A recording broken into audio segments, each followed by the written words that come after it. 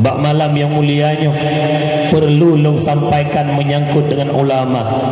Dalam 2 minggu terakhirnya 2 buah lampu yang nak di Aceh nepelin oleh Allah.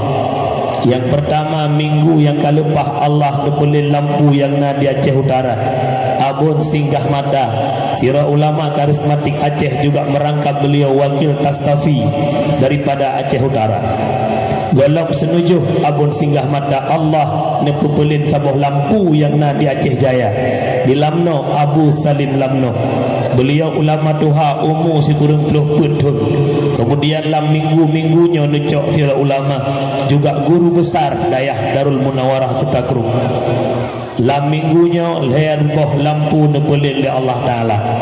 Hana sadar katanya orang Syi'lut 10 tahun terakhir dari 2010 sampai orangnya 2010 belah mutubi-tubi ulama necok pulang oleh Allah.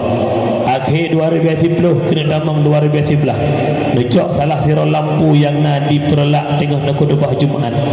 Walau habis tu yang mata necok pulang oleh Allah Abu Di'alubidi, necok pulang oleh Allah Abu Ya Profesor Muhibbuddin Wali, necok pulang oleh Allah Abu di Pandan, necok pulang oleh Allah Ayah di Pedada. Kemudian di tahun 2016 yang si Urawa duka cita rakyat Aceh cukup luar biasa. Mati lampu di Bumo Aceh Serambi Mekah.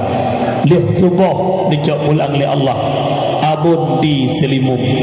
Tengah keadaan duka bertempat abun lawat decat urau tengah berita dari barat selatan necok pulang oleh Allah Abu Ya Jamaluddin Wali. Yang orangnya dalam tahun 2010 belah necok ulama tuha pada bulan yang kau likut Abu Hamid Tepin Mane Birut. Beliau juga ulama tuha yang pengen dong sampaikan peta habar Rasulullah mautul alim mautul alam. Lepas meninggal para ulama oleh Allah adalah suput bumo. Umakna hanali lampu penerang di tengah-tengah kehidupan umat. Bak malamnya matangna katanya taturi Allah. Mata katupunyan bahawa menasah. Mata katupu pegat maulud berkat adanya para ulama dan para syuhada. Para ulama, para syuhada berkiprah di tengah-tengah umat demi menyatakan kebenaran dan melenyapkan kebatilan.